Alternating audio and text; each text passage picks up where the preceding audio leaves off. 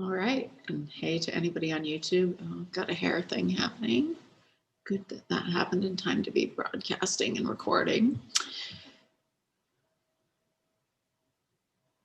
So you got 10 minutes to go, make a cup of tea or a cup of coffee or grab your favorite fall treat, whatever that might be. We're just discussing what your favorite fall treats are. Pumpkin spice anything, good or evil, discuss. Feel free to post your favorite fall treats in the chat. Not the chat, in the Q&A. Sorry, in the Q&A. We did go apple picking this weekend, which was awesome. Except for whatever reason now eyes much bigger than stomachs. So we have many, many, many apples.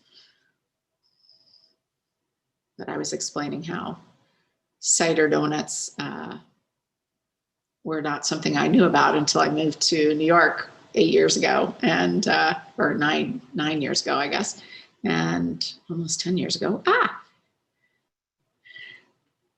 was something John introduced me to.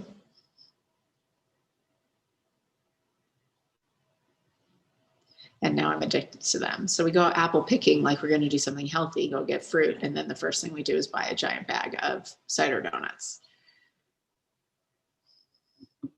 Ooh, chili, that's a good one. Good fall treat.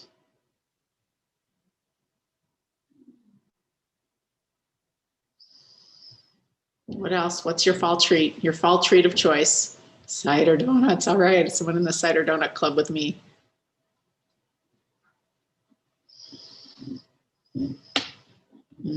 Apple crisp. That sounds good. Might need that recipe.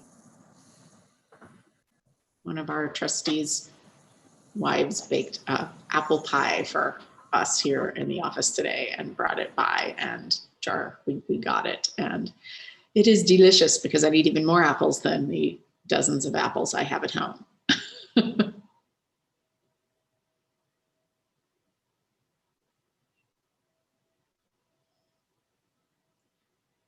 I don't know about the rest of you, but we're working on getting the heat switched over. Next week we'll have it, but it's pretty chilly here in Boynton Hall today.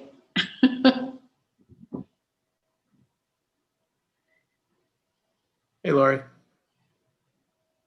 Hi, I don't know who that was, but Jeff. hello. Hi, Jeff. We've got about 50 people in so far.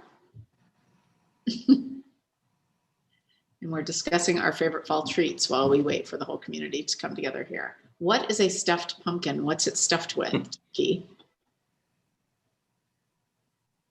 Wait, what is a pumpkin magic cake, Susan? I need that too. Oh my gosh, I'm so glad I asked this. Now we're gonna have to start a little recipe circle going or something.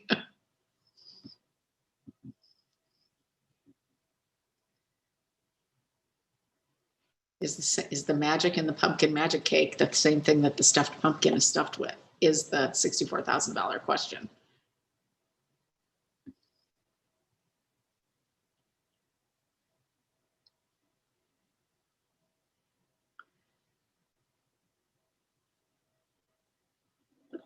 It's a trap. False fall number 2, Mike says. Yes, well, I keep waiting for the second summer. I'm waiting for that. It was weird this year though. By mid-August it was getting cool. I thought that was unusual. I'm ready for that second summer. It's supposed to be nice by starting tomorrow. Next few days it's going to be nice, 80 over the weekend. So I will take that. But still getting cool at night.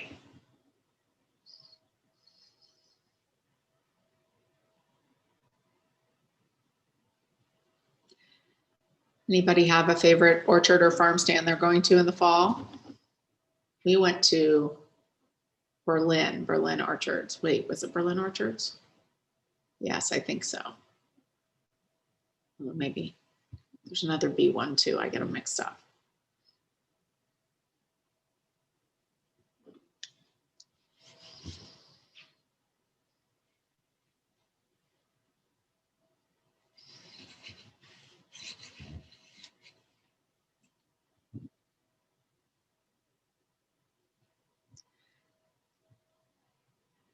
Brookfield. Okay.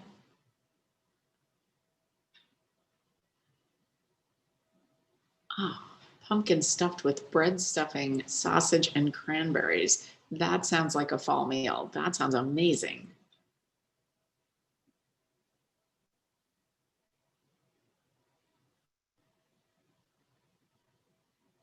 Ooh. Susan. All right, Susan has posted her approximate recipe for magic pumpkin cake, pumpkin magic cake, and it sounds fantastic. And it does sound magic.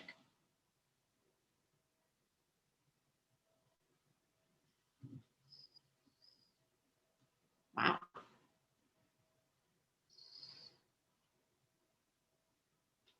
Okay, Nice Wits Family Farm in Bolton. Another good recommendation there.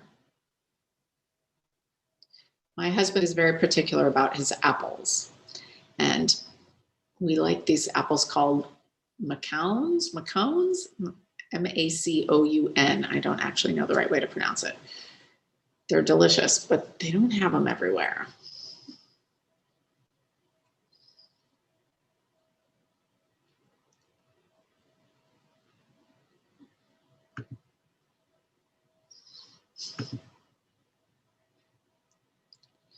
And they're just coming in. They're late apples. There were no Honey Crisps anywhere to be found on any of the trees this weekend when we were out picking. So, and the McCowns technically weren't open yet, but they sort of told us where they were and said, if you want to go and find some, you can, because they were really coming into ripeness this week. So, hello everyone, welcome. Got about more than 100 people on the Zoom and some, I'm sure some on the YouTube. Hi, YouTube people. Be interesting now that we're in the term. Everybody's busy. I don't know how many folks will come. I guess we'll find out. Ooh, Ragged Hill. Okay, Dave Ortendahl, thank you. Still has Honey Crisps.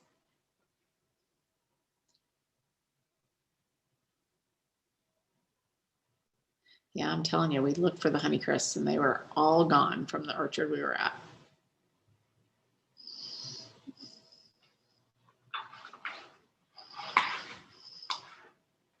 I gotta write down some of these orchard names so we can try them. So I'll forget. Brookfield.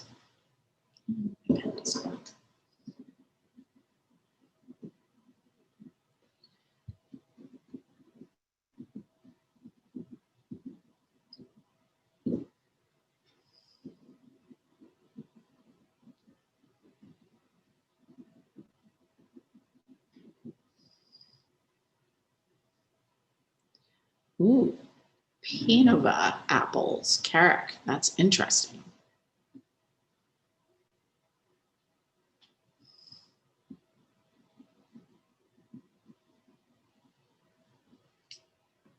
Oh, this is very helpful. Thank you. Giving us lots of good weekend activities. Although I'm chairing an accreditation review week after next, so I don't think I'm going to get much of a weekend. It's all going to be reading self-study reports and writing stuff.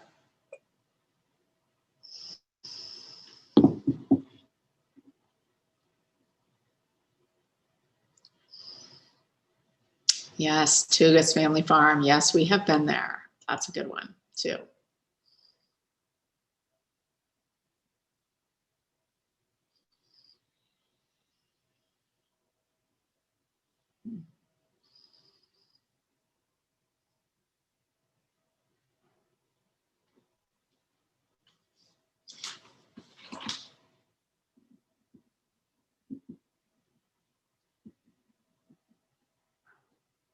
Okay, we got about 1 minute to go. So we're going to give folks a couple of minutes to get in and get on. We're at almost 200 folks on the Zoom and a bunch on the YouTube, 45 on YouTube.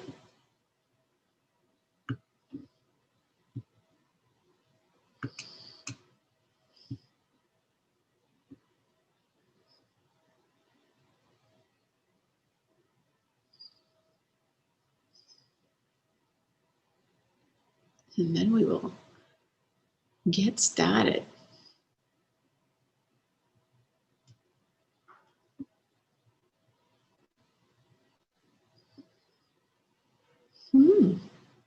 There you go, Carrick. Tugas Farms has the Pinovas. That's cool. We'll try them. Let's see, did I write that one down?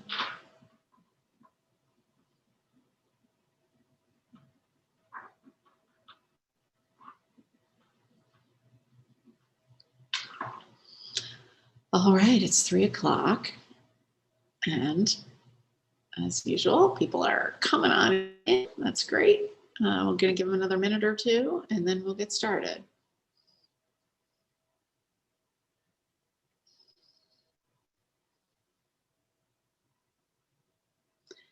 In the meantime, if you're just joining us, you can find in the Q&A everybody's favorite place to go apple orcharding and a few of their favorite fall treats. Yes, I think those top two with the top vote getters are both sound outstanding. And if either of you wishes to send me the recipe, you should feel free to do so.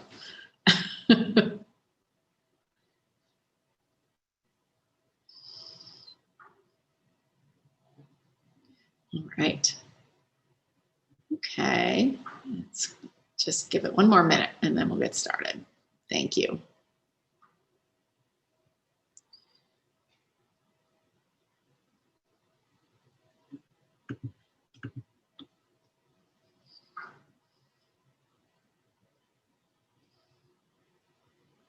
Okay. So I think we all know the drill. We got about 300 people on the Zoom and about 50 or so on the YouTube at least. So we are good to go. And it's great to see everybody. Thank you for being here. I know we're back in the year now, so people are really flat out busy. So completely understand. And some folks are teaching right now, and others are just really crazy busy. So really appreciate everyone taking the time to continue to engage with us through this town hall platform, and really looking forward to hearing a bit from you in the Q&A, how it's going. So you certainly, if you have questions, you can post those, and we've got folks standing by to be able to answer some in real time, and then I'll take some at the end as well. But also just to perhaps share a bit about how things are going or concerns that you might have. Happy to hear those through this forum, through the Q&A, and then we can do some discussion as well. So I'm gonna run through some slides as per usual, and we'll take it from there. I do want to acknowledge and thank, if you just go back for 1 second, I just want to thank everybody for helping us see, this scene on our campus with students and sitting and doing group work and studying and doing so outside, masked and distanced in ways that are safe is truly heartening to me, and I hope to all the rest of you as well. It's been a bit of a roller coaster of a month of emotions, in that we are, the highest highs, the greatest joy of seeing students back on the campus and seeing friends and colleagues that we haven't seen for months. And moments of real fear too, about like, oh, are we really going to be able to do this? Are we really going to be able to pull this off? And I just have to say, I'm so grateful for everything you're all doing. And oh, by the way, just the work of this campus is not the work of our lives, right? There's so much else going on. And especially for those of you with K-12 age kids at home who are trying to juggle everything, and with classes starting here and students back here and the demands on all of us increasing, I just want to acknowledge that again, some people I know are really stressed in trying to keep those things juggled, and you have my deep respect, especially those of you with small kids trying to manage that and a work life as well. It's crazy. I'm in awe of you. So thank you for all you're doing to keep WPI going, but also to just keep your families together and keep that moving ahead as well. So just the topics that we're going to talk about today on the next slide. Kate, thank you. The fabulous Kate Beveridge again, supporting us here. As I don't know how, there must be multiple Kate Beverages for all the things I hear that she does around campus. She's amazing. We'll give a campus update, talk a bit about, where we are and our status, talk a bit about the broader status of in Worcester and the state as well, kind of give you some perspective there and talk a little bit about what's coming next. I will say this sounds ominous, upcoming decisions. I will say there's no ominous decisions that we're talking about here. It's all status updates and it's, it's just kind of sharing with you where we are. And so again, there's not going to be any big splashy announcements in this town hall. It's really an update. I want to, again, part of my goal right now is to kind of, yes, COVID has to stay front and center and managing the campus in this really unusual time has to stay front and center. But we've got other things on our agenda this year. And two of them I want to talk about briefly today in our town hall. One is, and I would say the most important other thing on our plate this year is really around advancing our goals around a sustainable, inclusive excellence, diversity, equity, and inclusion, racial justice, all of these really important things. And so we'll talk a little bit about what we're doing there, what our plans are, and how we need your engagement and involvement and some opportunities to get engaged and involved. And then just a brief nod to the work that's happening around accreditation on the campus right now and throughout the year. And again, with an ask for your input. So that's where we're headed in terms of topics today, and happy to see everybody starting to post in the Q&A. That's good. I don't watch that in real time myself, but I see you're posting there. That's good. Thank you for that. So let's jump right in, and we'll start where we always start, which is our reason for being, our North Star right now in this moment. It's all about keeping our community safe and healthy, and I hope you agree with me that we have really largely succeeded in that so far. Way too soon to declare victory, way too soon to do any kind of victory dance, way too soon to let our guard down. We've got to stay really focused on that goal while we are serving our students in this time, supporting all of you and your critical work that you're doing each and every day, keeping our family together, something that's been a goal since day one and we've really managed to do. So it's very gratifying. I'll give you a brief update on where we think we are budget-wise, and you'll hear more about that in the coming weeks and months. Treating each other with great care and respect. I feel like there was a really high stress level sort of mid to late summer and before we started classes. I feel like we've really settled into a new operating way of engaging with one another, and that's going really well. And I'm deeply appreciative for all the care and respect that you're all bringing to your work every day. And again, being a part of this broader community, our community of Worcester, our community in Massachusetts, our community in higher ed, and of course, our communities around the world where our faculty and students are working to improve lives. So that's why we're doing what we do. And again, we're back. It's a new normal for sure. But the next slide shows some traditions are too important to let go. And this is one of those. So we talked at our last town hall about the sort of unusual, quite amazingly orchestrated move-in that Casey Wall and Matt Foster and the whole Res Life team managed beautifully. And of course, the end of NSO, of New Student Orientation, and the beginning of a student's experience at WPI could not happen without crossing the bridge, which usually takes place over 1 hour with everybody packed very close together. We did bridge crossing this year. We did it over 6 hours, through which, Gompy and the Student Alumni Society is there in the little inset in their signature rugby shirts. We're yelling and cheering the entire time. And students did it in a safe and distanced way, and they still got that great experience. So it might have seemed different to us. To them, it was just their way of doing bridge crossing. So it's great that we get to keep some of these most important traditions intact. And speaking of traditions, this week we're doing homecoming in a new and innovative way, literally coming to people's homes through Zoom for lots and lots of homecoming activities. So I think that's going to be a great way to keep our broader community engaged. We're also delivering our education on the next slide, just a couple of images of how that's going. So lots and lots of creativity on the part of our faculty. And I want to express again and still and enduringly my gratitude to them for all of the adjustments they have made to how they're delivering our very unique education. It was already unique and it's even more unique this year. So this is Actually, our Great Problem Seminar, Heal the World. Never a better year to take that one, I would say.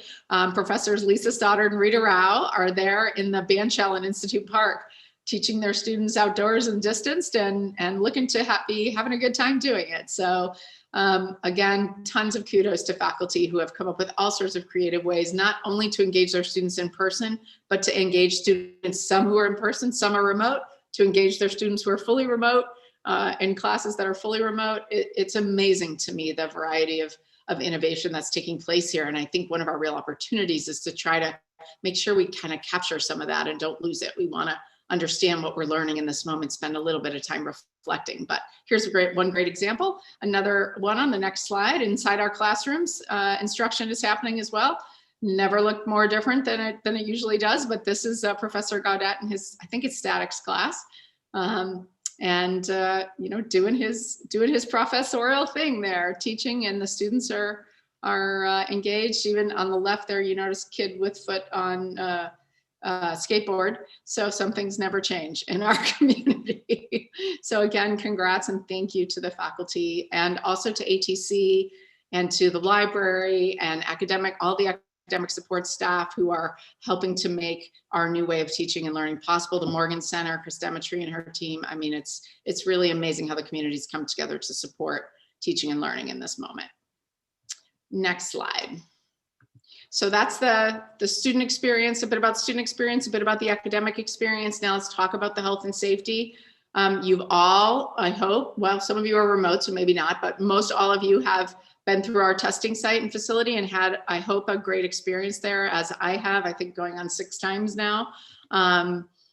Going and getting our tests and having that turnaround time come through. It's worked very smoothly overall. And it's, that first week when everybody was back, it was a little nutty for a couple of days, but very quickly smoothed right out. And, again, getting amazing fast turnaround times. And most importantly, the data look really wonderful. I want to give a special shout out here to Donna Harmon, Coach Bartley, the whole athletic group, who had to put up pretty late with us yanking Harrington out from under them. And when we realized we really did need a large scale facility to safely do the testing. And unfortunately, we were right about that.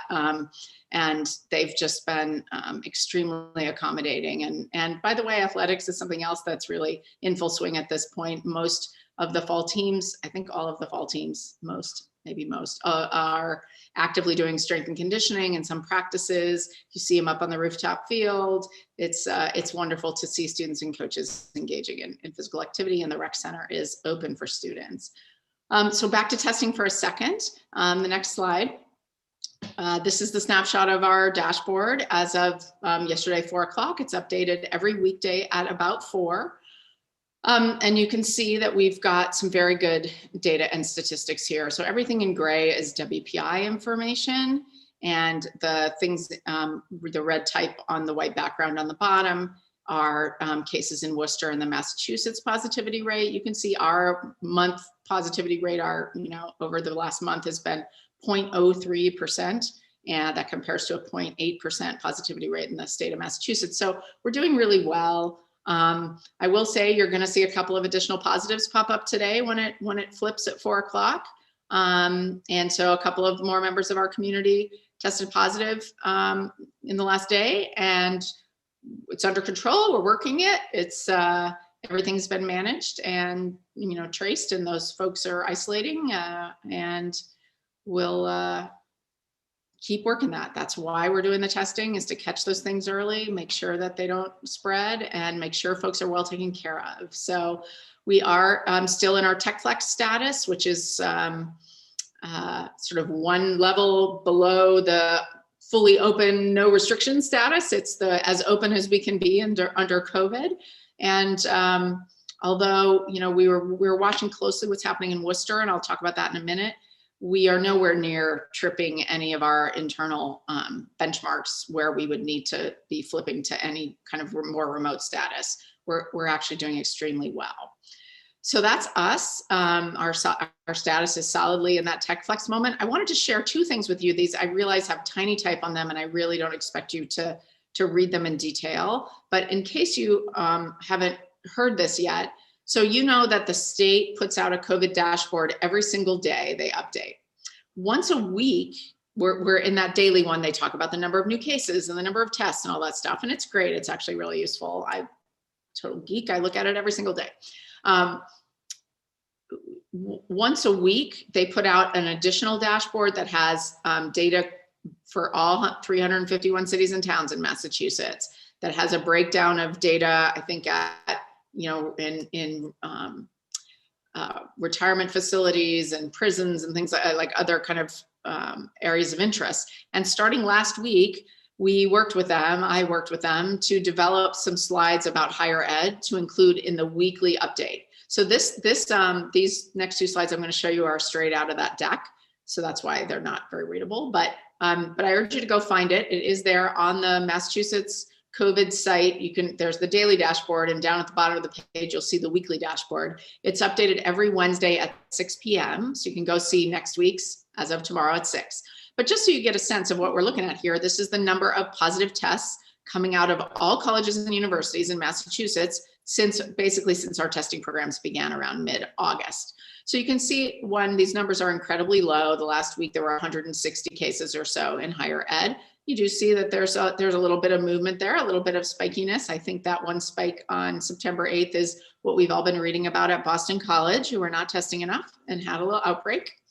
And they're working on improving their processes and their testing now. But overall, these numbers are very low compared to the overall infection rate in Massachusetts, which is what's shown on the next slide, actually. And I did take the liberty of drawing a couple of lines to kind of draw the eye on what these two plots are. So again, the plot with the blue lines is straight out of the state dashboard last Wednesday. And what the top graph shows is the percent positivity of all the higher ed only tests. And so I drew a little line there for an average of about 0.1% of all the higher ed tests are positive. That compares to a positive test rate in the state of just under 1%. So we're about a factor of 10 lower in positivity rate than the state of Massachusetts overall. That's a really good thing. And the second plot, the lower blue line, is if you ask on any given day, how many cases are there in Massachusetts and what percentage of those cases are from higher ed? Again, this is an eyeball line for me that I drew there at 5% of the daily total cases in Massachusetts are coming from higher ed. And when you think about the higher ed communities, 600,000 people, only 5% of the cases are coming out of that community. That's a very good thing. So the point being, we're managing this well. I think it's useful for higher ed because we can compare our own positivity rate to the average positivity rate of all of higher ed. It's also great to show people that higher ed is taking this really seriously, and we are not the cause of increases in cases in Massachusetts. We're managing this very well on our campuses. So I think we should all be proud of that. Next slide. The one area to really keep our eye on is this is also from that weekly dashboard, that Wednesday, 6 p.m. posted on the Massachusetts state site. One of the main reasons they're posting this weekly dashboard is for this data, which is about the prevalence of COVID in this 351 cities and towns of Massachusetts. And they have a stoplight rating, green, yellow, red, based not on the positivity rate or anything else except the number of cases per 100,000 residents of those cities. And Worcester there in the middle with the arrow pointing at it went from yellow, which it has been since they started doing this, to red last Wednesday. And what that means is it went from 2 weeks ago, we had 7.5 positives per 100,000 people. And as of last week, it was up to 9.5. And so we tripped because you can see the definitions of yellow and red there at the bottom. When we went above 8 cases per 100,000 people, it turns red. So what that actually means is, so it went from 7.5 to 9.5. There's about 200,000 people in Worcester, which means it increased by an average of about 4 cases a day in Worcester. Took us from yellow to red. So it's a pretty small change. Nonetheless, it tripped this. And what does that mean? And so we've gotten some questions about what does that mean for WPI? What does it mean for us? I think I would say 2 big things it means. So what it means for Worcester is the state is coming in to help. They're going to bring more free testing sites into the city of Worcester, which is really good to try to really get a handle on where the cases are and to help lock those down and do more tracing and testing and tracing and isolating and quarantining. Very, very important. And also the state brings in more enforcement resources and more contact tracing resources for the city to take advantage of. And that's also really good. I was in a conversation just yesterday with the mayor and the city manager about what's the meaning of this for the colleges.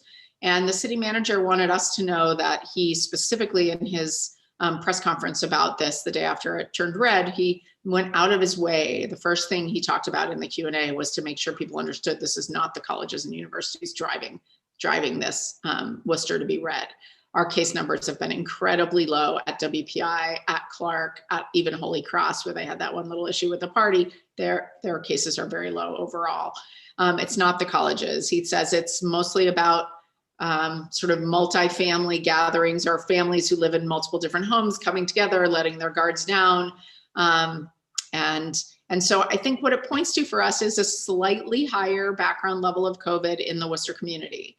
And again, it's still not very high, but it's slightly higher. And it just means that we've all got to be more vigilant.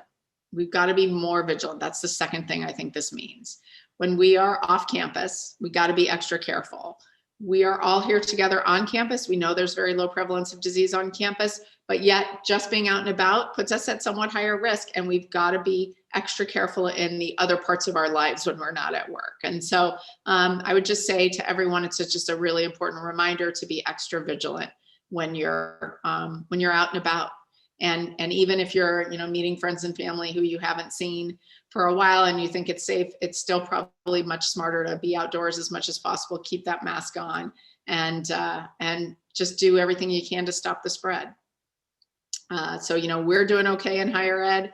Our community could be doing a little bit better, and we've just got to really keep our eye on that and make sure that we don't, make sure that we stay vigilant. So next slide. And that's really what this first bullet says. So this is actually my last COVID slide for the town hall, which just sort of talks about what's coming next.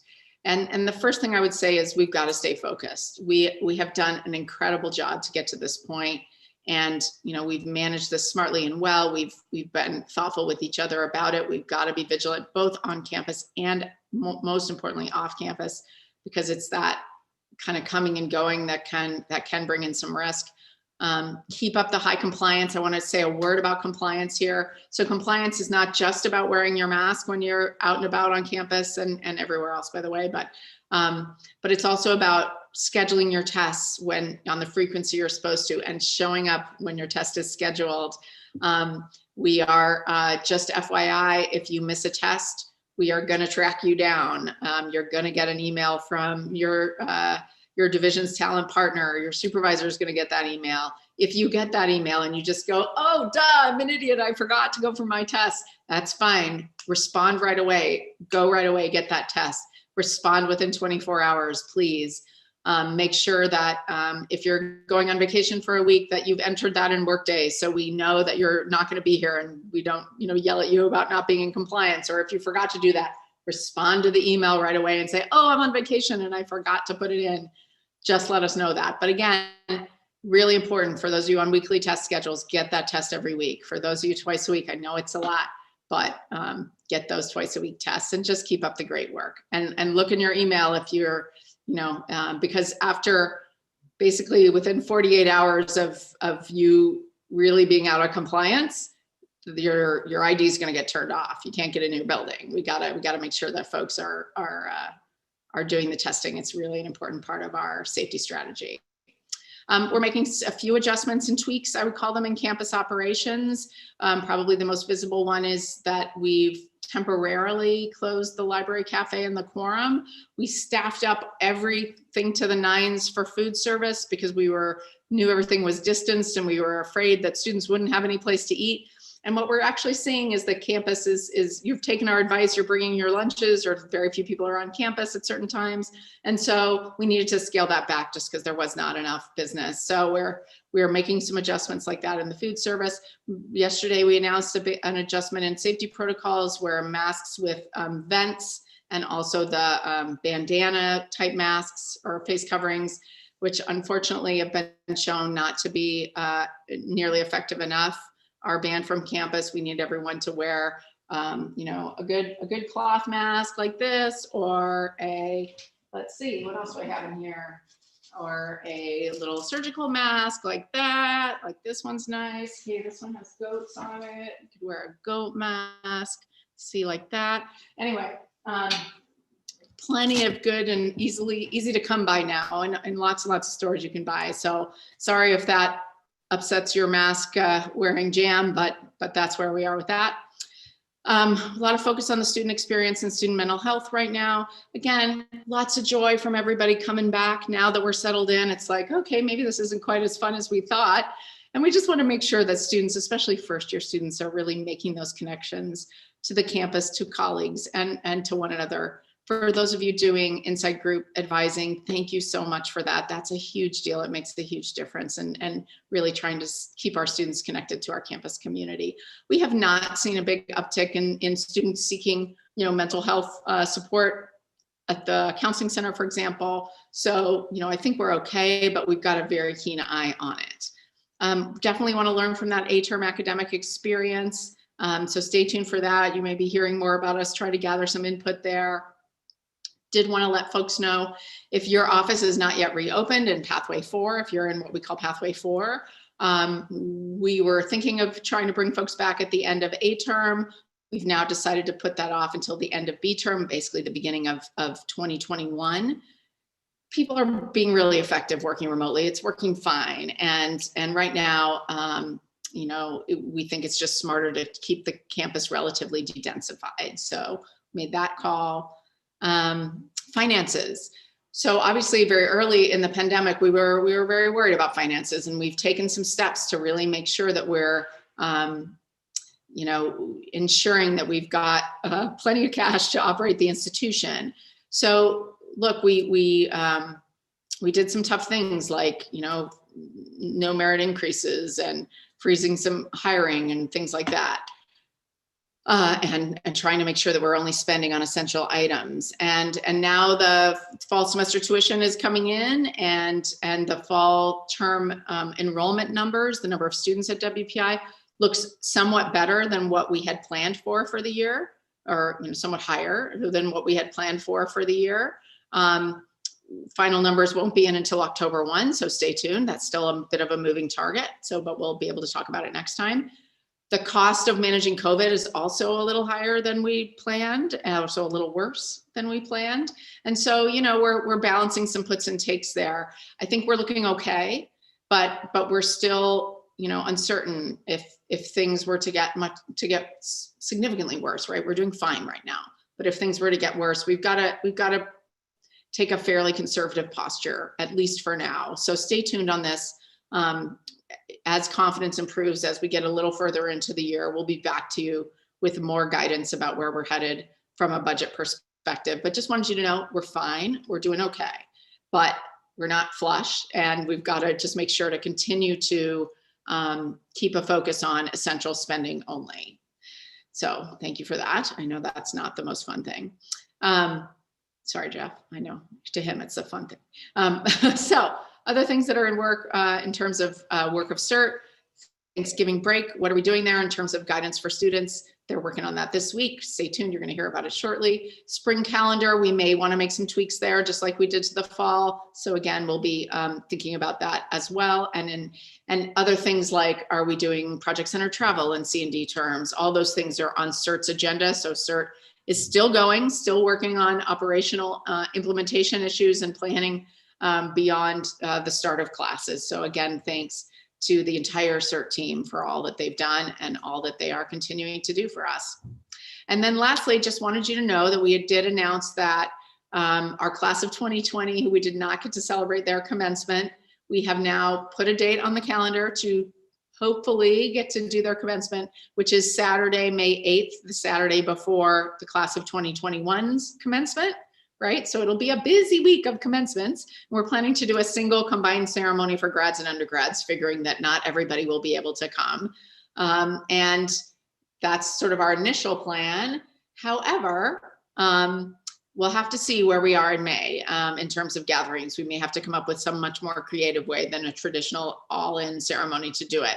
So stay tuned for more on this, but we felt like we really owed it to the class of 2020 to put a date certain on the calendar when we're going to try and do their commencement, and we'll let them know no later than March 1st, what the specific plan is for that day. So that's it for COVID, and let's pivot a little bit and just talk for the last few minutes before we open it for Q&A about some of the other really important work ahead of us this year. And again, I think the first among equals there is our work on sustainable inclusive excellence, racial justice, diversity, equity, and inclusion. I'll come back to that. I've got 3 slides on it coming up, so put a pin in that one.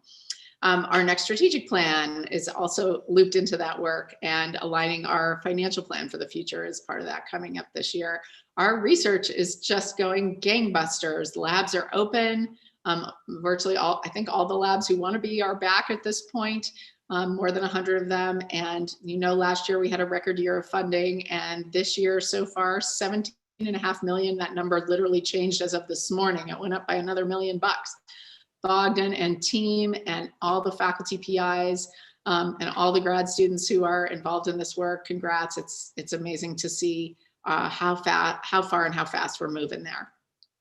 Continuing to work on commitments around our TRT faculty, both longer term commitments to them and full enfranchisement. I'll talk a little bit more about that on the accreditation slide, because it's actually an issue around accreditation that we do need to deal with. Global School, our last finalist for the Dean of Global School was here today. We had 3 finalists who visited campus and actual human beings. They sat here in my office like 14 feet away from me, but it was awesome. 3 fantastic finalists. So many of you participated in that interview process. I want to urge you to provide feedback through the survey tool that is being used for that. I don't have the link, but Jean or anybody else, Lisa Stoddard, if you're on, anybody has that link, and for folks who want to provide feedback, feel free to post that in the Q&A. Also, this is the year of the launch of the Global School, and we've put together, Wally and Maureen and others are working hard on a set of virtual launch events, bringing outside experts to campus to talk to us and giving us a chance to showcase all of the great ideas that we have around what the Global School can be and it can aspire to. So the very first of those virtual launch events, those events will be happening monthly all year. The first one is October 9th. So stay tuned for more info on that. Also have 2 other dean searches, and the business school and the Dean of Engineering are underway, different phases. And so stay tuned for more on those. Accreditation, I'm going to talk more about in a minute. And then, Workday Student, we're working on that. Thank you so much to the team, both in IT and registrar and so many advising, so many parts of the campus are involved in that transition. And I can tell by the way it sounds out my window that the new building is really progressing. So and I'm sure that's just my quick list. I'm sure you all have a list that could make this much longer. So much to do, very exciting. Next. So as we pivot to talk a little bit about the sustainable inclusive excellence work here, I just want to acknowledge that this has been a journey. This is not something we're just starting now, right? On one hand, I don't want to take credit for all the work we've already done, because we have a ton more work to do. But I also don't want it to seem like we haven't already been pursuing these goals for a really long time at WPI, and since I've come, it's been something that's been personally very important to me. But so we've been on a journey, and that journey is going to amp up and continue, and I think get even more intense. We're going to push ourselves to focus on even more difficult challenges as we go forward in order to make WPI and STEM better. We've made some progress for sure. Gender diversity of our students, updated approaches to searches. We've built a great DE&I team under the leadership of Vice President for Talent and Inclusion, Michelle Jones-Johnson. Project Inclusion, people from around the campus were heavily involved in really examining kind of our current state, where we are, and making suggestions about things that we can do in the future. And all of that is building a foundation from which this work that we're going to talk about right now is going to leverage as it goes ahead. And, you know, we've been recognized for the work that we've done. We just announced that we received the Higher Education Excellence in Diversity Award, which is awesome. On one hand, I was like, great. On the other hand, I'm thinking, but we still have so much work to do. So we can't rest on our laurels, right?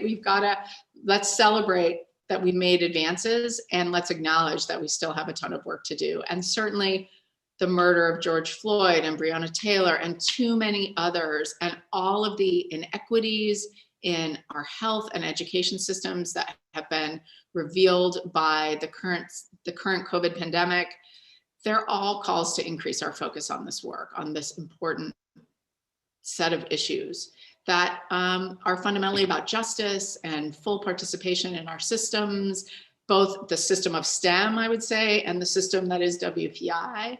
We're not immune from systemic issues, and so we've got a chance to address them. So I'm excited to do this work. It's hard work. It can be uncomfortable, but it's too important to let go, and we've got to work it. So we could have just said, right, well, let's make an action item list of 10 things, and you'll see we did that a little bit too. But that's sort of necessary, but not sufficient. I really wanted us to take a more thoughtful approach, which also is a little bit slower, which to me always my impatience gene comes out and I always want to go fast. But I think there's something really here to getting grounded in what the meaning of this work could be at WPI. And I think there's a couple of different ways that we're going to do that.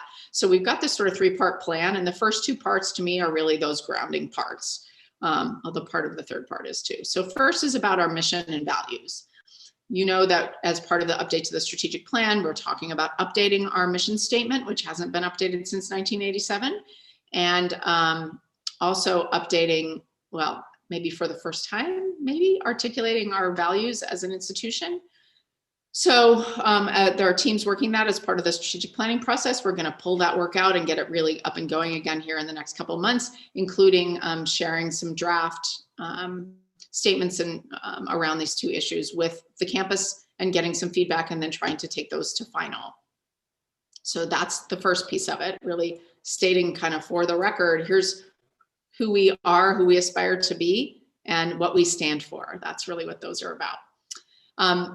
The next is a set of listening sessions. So we've done listening sessions on the campus before, even some over the summer, which is great, but we wanted to have an intensive set of listening sessions to different members of our community around issues, especially of racial justice, but issues of inclusion in general.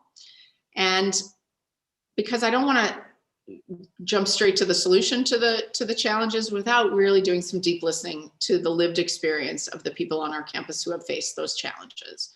And so I'm going to share with you in a second on the next slide, don't go there yet, a list of listening sessions. I'm personally going to be at several of them as kind of a co-moderator, listening to the inputs that we receive, including one tomorrow with our Black students. So excited to jump into that and to hear the voices and the lived experience of the members of our community. And we, in addition to the sessions, we also have a survey. So either if you can't come to the session, or if you come to the session and you had more to say, you can use the survey. So we'll be sending out the link to that as well. And then once we've done that kind of foundational work, we'll really pivot in and dig in within each organization on campus. That's the hope, at least the division level, if not below that, to engage, groups of folks in coming up with action plans around sustainable inclusive excellence. And it says here in number 3 there, develop or renew action plans. So the renew part is, some of us have written some action plans as a result of Project Inclusion. And so in some cases, we may be able to pull those out, take the inputs from the listening sessions. We're going to try and have some formal inputs, not just listen in the moment, but actually document that and have those inputs really drive the planning process that we do. And you know, refresh those plans if they need refreshing, or develop new plans if those plans need a whole new look. And we're asking, you know, student government, faculty governance, and every organization on the campus to participate in the creation of those plans. So that's going to be a lot of work. So that's going to be, you know, sort of a multi-month kind of an effort. And really want to acknowledge Michelle Jones-Johnson, Rame, Hannah in her office, and Tiff Butler as well, and everyone in the DEI team who is kind of our guides on this journey. But the truth is, it's not their work to do, it's our work to do. It's all of our work to do. And so my expectation and hope for this community is we're going to use this as a rallying cry to really come together and think hard. And at the end of the day, not have a list of 350 things we want to do, but use this as a way to really come together around some major actions that we can all take to advance our institution and make it a place where everyone can thrive. So I'm really excited about this approach, and I really invite you to join me in this work, and others as well. Okay, let's go on to the next one. I just want to show you, this is a lot on it. I don't expect you to take all this in, but just to say, there are a bunch of listening sessions. I think there are 11 of them on this list. The first one is tomorrow with undergrad and grad students, Black students. It's specifically for Black students in that case, but we have other sessions for other underrepresented and marginalized identity groups, but also for everybody. So there is literally a session here that everybody can come to. So I'm gonna include this table in the email that we send out after this town hall, so you don't have to scribble it down here. We're gonna send it to you, and we'll send you the Zoom link as well. And we invite you to participate. We really do want to hear your voice and your experience in these listening sessions. So thanks to Rami and Tiff for organizing those. Okay, next. One last thing, I said, you know, we were going to wait to make lists, except that in one case we made a short list of near-term actions that we really wanted to take. And you all probably recall that the chair of the board, Jack Mullen, sent a letter in the middle of the summer about his commitment to this work. And so again, the longer term actions, the planning and the listening sessions and things are all part of that longer term plan. But we did commit to some very near term actions. And I just want you to know that we have made progress on every single one of them. Here's what was in that letter. It said we were going to do listening circles with faculty, students, and staff. And that's underway, as you just saw. We were going to launch a bias reporting system. We have that built, and we'll be announcing it here in the next week or two. Anti-racism education and training for all community members. All students have done this training. Now I think it's up to us. We've got to put together the training for staff and faculty and really come together on what that should be. Launch of a inclusive, what's being called an inclusive community council. It's a student council on inclusion. They actually got themselves organized last year. They've sort of reconstituted themselves this year, and they had a kickoff meeting on September 10th. So that's great to have student voice here. Alumni of Color Chapter. Our alumni are very energized around this work. They've launched, that has been launched and is underway, and I'm interacting regularly with the leadership of that group. The leadership team, the management council, has committed to learning and development around racism, power, and privilege, and we started that. We've started that with some very intense discussions, actually, really thoughtful and good. And we're going to be continuing that this fall. We've got more work to do as a senior team to around learning and listening and then acting. And lastly, the board itself is very committed to this and has created a task force on DEI and racial justice. That group has met within the last couple of weeks and is continuing. And at every meeting of the board this year, they will be touching on issues around this. And I'm really pushing, and they are taking my pushing for them to focus on the board itself first. How is the board itself doing learning and listening around the experience of members of the board? And what can the board do to ensure its own diversity is where we want it to be? And then they can turn and focus on what we're doing on the campus. So all these things are very exciting to see. Next. So the last thing I want to just mention kind of briefly is accreditation as a critical thing that's happening this year. And it's actually happening right now. ABET, the engineering program assessments, and accreditation is underway now, essentially. So to all of my colleagues in various engineering programs, those are in the School of Engineering, robotics engineering, which is kind of split between arts and sciences, and also there's even one in the School of Business, Industrial Engineering. I know you all are working your tails off for ABET, so thank you so much. Our institutional accreditation, that is WPI, is accredited through the New England Commission on Higher Education, NETG. That is a very long and intensive process, which is also underway with the preparation of our comprehensive self-study report. That's being worked, and thank you to the self-study team that is working on putting together reports around all 9 accreditation standards. The evaluation team visit will happen about a year from now. I'm currently chairing an evaluation team for another institution, and we're doing our visit remotely in 2 weeks. So it's going to be interesting by next fall to see whether they'll be able to come in person. I certainly hope so, because I'll tell you what, the remote thing is going to be exhausting. But anyway, they're working through that, and we get some key areas of focus based on our prior accreditations. And one of the issues that was raised in our last accreditation, and maybe even in the one before that, was the engagement of our TRT faculty, or our non-tenure track faculty, in faculty governance.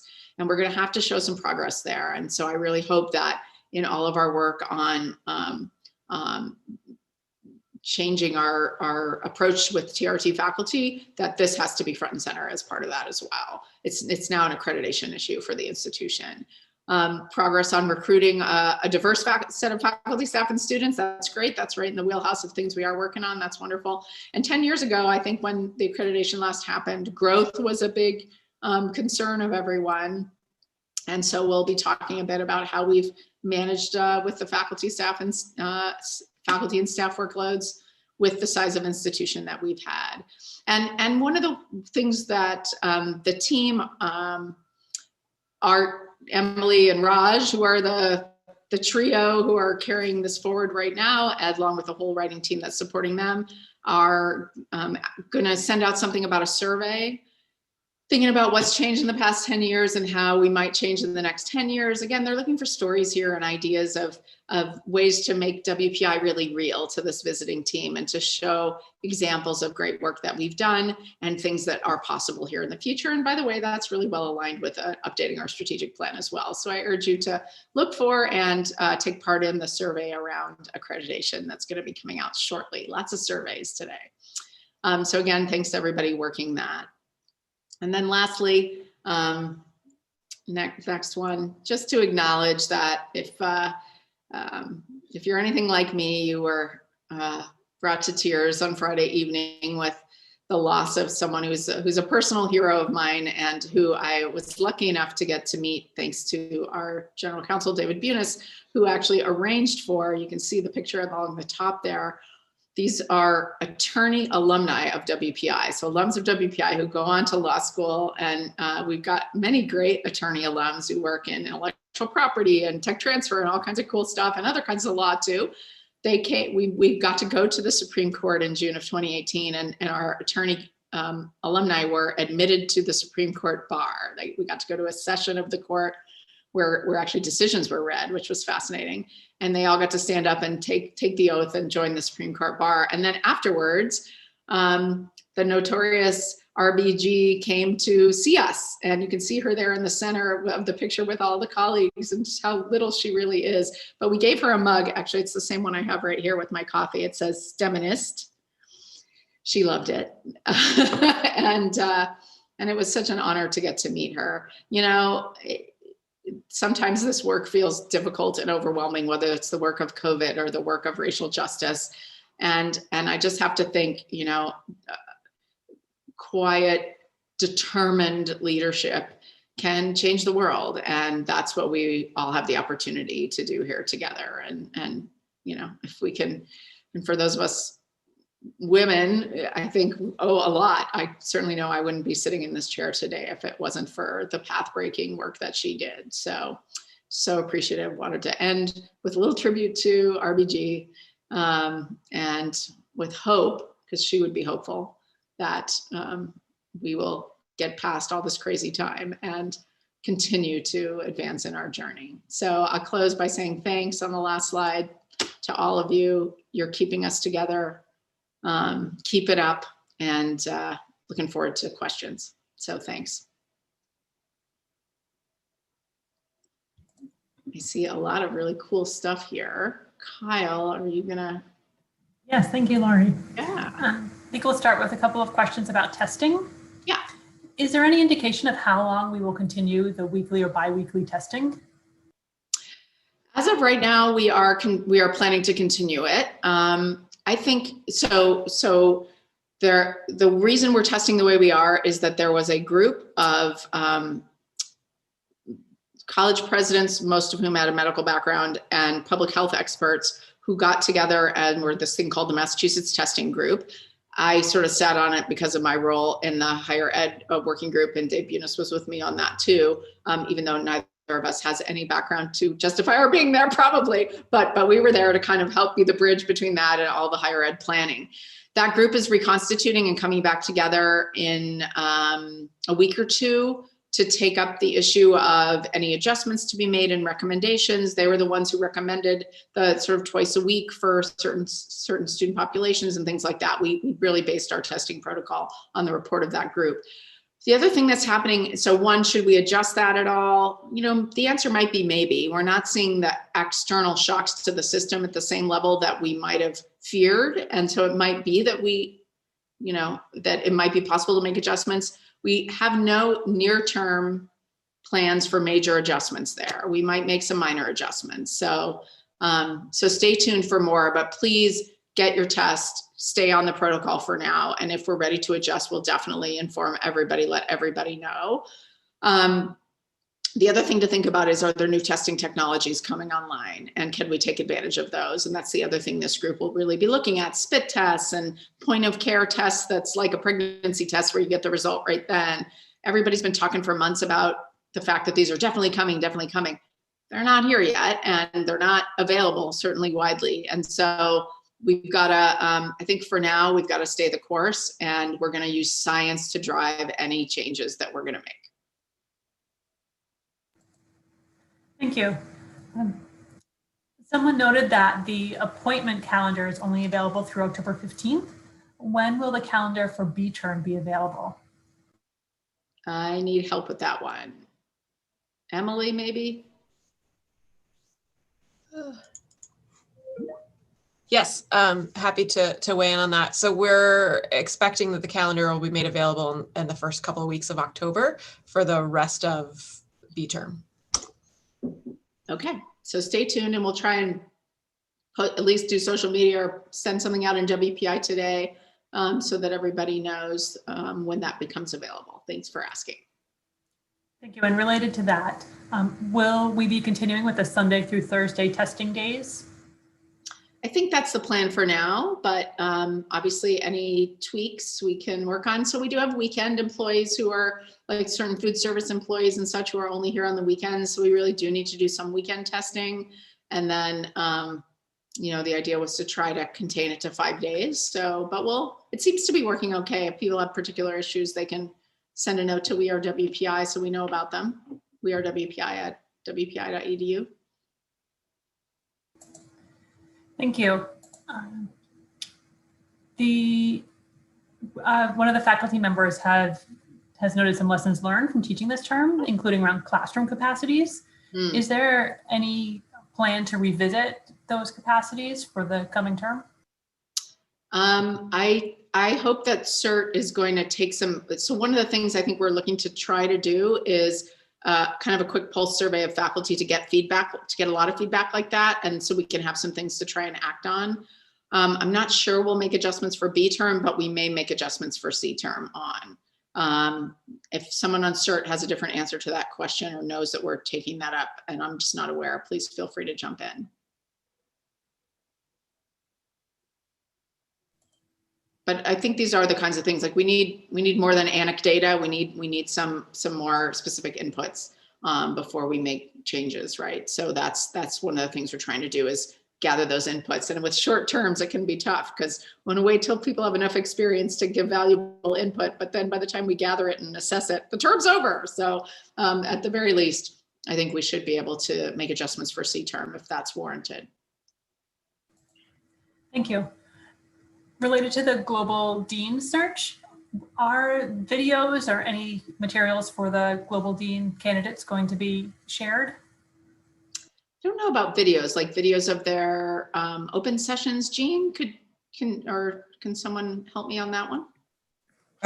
No, I don't think we had any plans to share videos. What we would love for you to do, though, is to go in and do, as Laurie pointed out, to make sure you give us feedback in the surveys. If there is anything in particular you would like to say to either Lisa or myself, Lisa Stoddard, that is, my co-chair, my great co-chair, that would be fine. Please reach out to us. Yeah, thank you. And thanks to everyone who attended various sessions there. Thank you. For the listening sessions, someone asked how the students will hear about the listening sessions. And Rami responded in an email, just for the folks listening on YouTube. Rami Hanna responded that emails went to all graduate and undergraduate students via the Dean of Students. Right. And they'll be in the WPI calendar. Yeah, so it's in the calendar in WPI today. We did send specific emails to students, and we have multiple student sessions, so I know tomorrow's quick. And also I'm sure OMA is sending out information to our Black students, or to all students that are doing programming with OMA as well. Thank you. On the finance side, is the hiring freeze over and are budget restrictions still in place? Yes. Sorry, I know. I realized after I finished speaking, I might not have been totally clear about that. So when I say we're kind of keeping things as they are, I mean that we're kind of keeping the tight cap on things as they are right now until we get a little bit further down the road. So yes, hiring restrictions are still in place. In general, we've approved a few hires. So, but in general, we just are really trying to work to minimize spending and increase, enhance sort of cash on hand so that we can operate the university regardless of what might be coming at us in the future. So the scary scenario that we're trying to avoid, of course, is having to flip online and send students home, in which case we would need to refund a bunch of room and board money, right? And maybe even some tuition.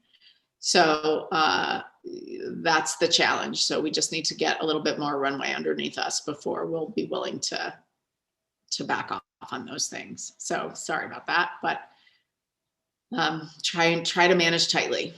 I know it's tough, and I know many of you already were, but that's where we find ourselves. And a follow-up, are there any raises or promotions happening? There are no raises happening. There are a few promotions happening just because of reorganizations to manage vacancies. So if somebody leaves and another person takes on a whole bunch of new responsibility, in some cases we have given them a promotion, and that would come with a small bump in salary. So if you so that at that level there are a few happening, but it's by exception. And again, I expect that next year we will have a salary and promotion process. I hope, I pray, yes, that we will. But no, that's not happening during the year this year. And I'm sorry. Promotions, so there is a faculty promotion process that's happening this year. The normal tenure and promotion process for faculty is happening. So please, I don't know who asked the question and if they were a faculty member or staff member, but the faculty promotion process will happen this year. We're not telling faculty you can't be promoted. That's not right. Yeah. Thank you. And a question about the long-term awards ceremony this year. Do you know if that will be happening? The long service awards? Is that Yes. Yeah. I think that. Yeah, actually, I was just talking today with Michelle Jones-Johnson about that. So we can't all get together for dinner, unfortunately. So we'll work to celebrate folks in other ways, and you will all still get, everyone who's got a long service will still get your gift. You'll still have a chance to engage with us and get some appreciation from the institution, but it's not going to be in the same way, unfortunately. We can see if once, next year or something, once we're able to be back all together, whether we'll dip back a year or something, but But so we will celebrate you, just not in the normal way. Thank you. And I just want to note that Aubrey Valley, our colleague in advancement, put out a teaser for the upcoming homecoming, digital homecoming celebration happening in a couple of weeks. Yeah, our alumni office has done a great job getting people engaged for homecoming, and would love to get some stats, Aubrey, on how many people we think are going to be here. That's amazing. Great. Thank you. I think thanks to the folks in the queue, for the panelists, we've cleared the queue of questions and right on time. Right at the top of the hour. Listen, again, I want to thank everyone. Going well, and we're right at the center of, like tomorrow is the middle of A term. If you can believe it, we are halfway through A term already. It is flying by, and thanks for all you're doing. I know it's extra work for literally everyone, and I just want you to know I appreciate it, and the students appreciate it. They're happy to be here, and I will see you all. We're going to probably keep doing these. You can send me notes if you think they're not useful, but probably on a monthly cadence or so, just to stay connected. And I'll see some of you around campus and some of you on Zoom. Thanks. Bye.